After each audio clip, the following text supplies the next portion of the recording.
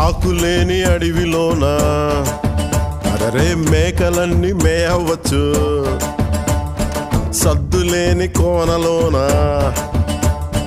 కొండ చర్య కులావచ్చు. మాట దాటిపోతే మర్మము తెలియకపోతే,